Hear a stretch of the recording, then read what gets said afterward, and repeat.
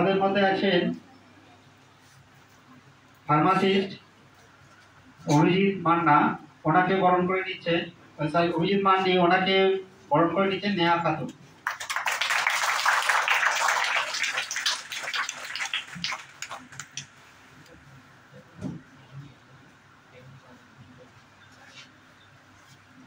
এখন আমরা জানি চারিদিকে ডেঙ্গুর প্রকোপ চলছে। এই ডেঙ্গু কি, তার সতর্কতা কি, বা কিভাবে বুঝবো ডেঙ্গু হয়েছে, সে বিষয়ে আমি ডাক্তারবাবুকে কিছু বলার জন্য অনুরোধ করছি।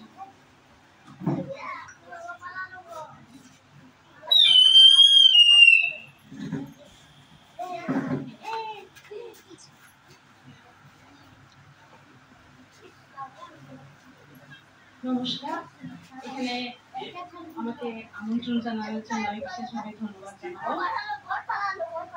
শ্রী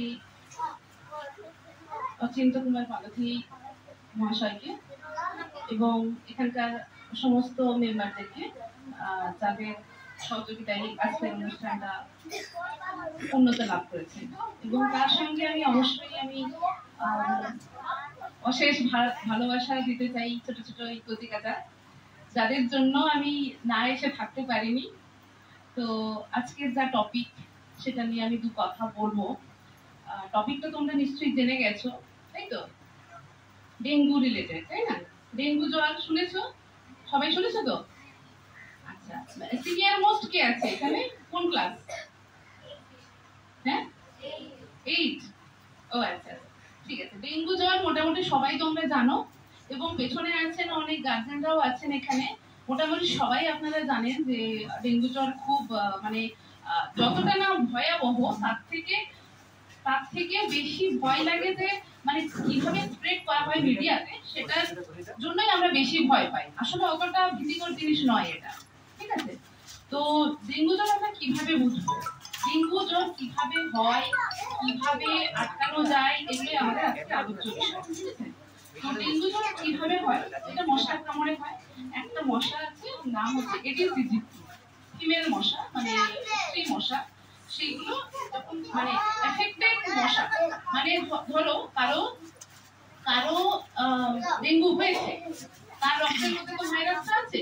এবার ওই মশা, কোনো একটা মশা, ওই এডিস ইজিপ্টি মশা যখন ওই পেশেন্টটাকে কামড়ালো, তখন তার মধ্যে চলে গেল, মশাটার মধ্যে ভাইরাসটা চলে গেল।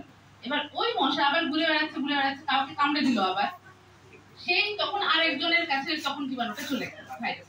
ঠিক আছে? এভাবেই স্প্রেড করে। এমনি টাচ কন্ট্যাক্ট করার কোনো সমস্যা হয় না। ধরো তোমার হয়েছে, তুমি যদি কন্ট্যাক্ট ধরো, কোনো অসুবিধা হয় না এমনিতে, ঠিক আছে? কিন্তু ওই মশার কামড়েই হয়। তাহলে আমাদেরকে দেখতে হবে মশা যাতে বেশি না ছড়াতে পারে, মশা যাতে বেশি মানে ব্রিডিং যাতে না হয়, মশার খেয়াল রাখতে হবে। তো ডেঙ্গু হলে কি কি হয় বিশেষ করে সেটা আমাদের জানা দরকার। এখন তো ভাইরাল ফিভার অনেক হচ্ছে, যেমন ধরো বৃষ্টিতে ভিজে হয়েছে, মানে এমনি ঠান্ডা লেগেছে নাকি ডেঙ্গু হয়েছে সেটা তো বোঝা মুশকিল।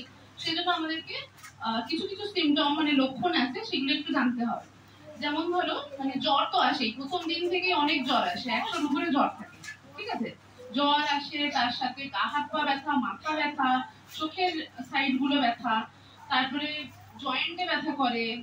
অনেক সময় কি, যখন সিভিয়ারিটিতে বেড়ে যায়, তীব্রতাটা, মানে ভাইরাসটা খুব বেশি পরিমাণে অ্যাটাক করেছে, তখন কি হয়, অনেক সময় ব্লিডিং, মানে দাঁত থেকে রক্ত পড়তে পারে। যখন প্লেটলেট বলে একটা উপাদান হয় রক্তের মধ্যে, সেটা যদি অনেক বেশি পরিমাণে কমে যায়, তখন এটা হয়। অনেক সময় কি, দাঁত থেকে রক্ত পড়ছে, অনেকের পায়খানার সাথে রক্ত বেরোয়, অনেকের পেচ্ছাপের সাথে রক্ত বেরোয়, এরকম হয়। তো প্লেটলেট হচ্ছে এমনি রক্ত তঞ্চনে সাহায্য করে। তঞ্চন মানে জমাট বাঁধা, সেটা নিশ্চয়ই জানো, রক্ত জমাট বাঁধতে সাহায্য করে। এবার রক্তের মধ্যে যদি প্লেটলেট কমে যায়, সেক্ষেত্রে ওই জমাট বাঁধার যে প্রসেসটা, সেটা গন্ডগোল হয়, সেই জন্য ব্লিডিং গুলো হয়, ঠিক আছে? আর এই তার সাথে আবার অনেক কিছু প্রবলেম হতে পারে। অনেকের বমি হয়, অনেকের পাতলা পায়খানা হয়, অনেকের পায়খানা মানে কোষ্ঠকাঠিন্য হয়ে যায়, শক্ত হয় পায়খানা, এরকম প্রবলেম গুলো হয়।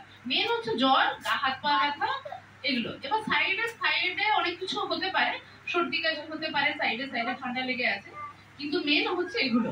এবার আমরা কি করে বুঝবো যে মানে কি ডেঙ্গুই হয়েছে কিনা, সেটা ল্যাব টেস্ট থেকে বোঝা যাবে। ল্যাব ওই ডেঙ্গুর যেটা NH1 IgM ওই টেস্টগুলো করলে বোঝা যাবে পজিটিভ যদি হয় তাহলে ডেঙ্গুই হয়েছে। বা তার সাথে আমাদেরকে দেখতে হবে কিছু কিছু প্যারামিটার ব্লাডে সেগুলো মানে গন্ডগোল হচ্ছে কিনা, যেটা একটু আগেই বললাম প্লেটলেটের জন্য সিবিসি টোটাল ব্লাড কাউন্ট সেটা একবার দেখতে হবে, তার মধ্যে প্লেটলেটটা বোঝা যাবে। ঠিক আছে, প্লেটলেটটাই আমাদের যখনই দেখা গেল যে কোনো পেশেন্ট ডেঙ্গুতে আক্রান্ত হয়েছে তখন আমাদেরকে প্লেটলেটটাই মাঝে মধ্যে করে 2-3 দিন ছাড়া ছাড়া চেক করতে হবে, কারণ ওটাই কমে যায়, মানে ওটাই কমে যায়, তো ওটাই হাই রিস্ক হয়ে যায় তখন। জ্বর যখন কমে যায় প্রথম 3-4 দিন জ্বরটা খুব বেশি মাত্রায় থাকে ডেঙ্গু হলে, তারপরে আস্তে আস্তে এমনি ট্রিটমেন্ট না নিলেও প্যারাসিটামল খেয়ে এমনিতে ট্রিটমেন্ট করতে হয়। এবার যদি 4-5 দিনের মাথাতেও জ্বর মানে কমছে না তখন সাইডে অন্য টেস্টগুলো আমাদেরকে দেখতে হবে, মানে ওই টোটাল ব্লাড কাউন্ট বললাম, তার সাথে আবার ইলেকট্রিক লিভার ফাংশন টেস্ট সেগুলো করে দেখতে হবে, কারণ অনেক সময় এটা লিভারও এফেক্ট করে, অনেক সময় বাড়াবাড়ি পর্যায়ে হলেও ফুসফুসেও আবার জল জমে যায়। ঠিক আছে, মানে শ্বাসকষ্ট হতে পারে, কাশি হতে পারে, এগুলো সাইডে সাইডে হতে পারে। মানে ডেঙ্গু ভাইরাস আসলে ঠিকঠাক যদি ট্রিটমেন্ট টাইমে না করা যায় অনেক ভয়াবহ রূপ নিতে পারে। তো এগুলো আমাদের করতে হবে, কিডনি ফাংশনও দেখতে হবে, ইউরিয়া ক্রিয়েটিনিন এগুলো চেক করতে হবে। এগুলো অবশ্য যাই হোক ল্যাব টেস্ট করলে ডক্টরকে দেখাতে হবে, এগুলো ডক্টর এগুলো প্রেসক্রাইব করলে এগুলো টেস্ট করা হবে। তো ট্রিটমেন্ট করা যায় এটা সবার জেনে রাখা দরকার, মানে বাড়ির বড়দেরও জেনে রাখা দরকার, গার্জেনদের কিংবা এখানে যারা স্যাররা প্রেজেন্ট আছেন সবারই জেনে রাখা দরকার। মেন হচ্ছে ট্রিটমেন্ট কিন্তু ভাইরাসের অ্যান্টিভাইরাল এই ডেঙ্গু ভাইরাসের ট্রিটমেন্ট স্পেসিফিক ট্রিটমেন্ট নেই, মেন হচ্ছে আমাদেরকে দেখতে হবে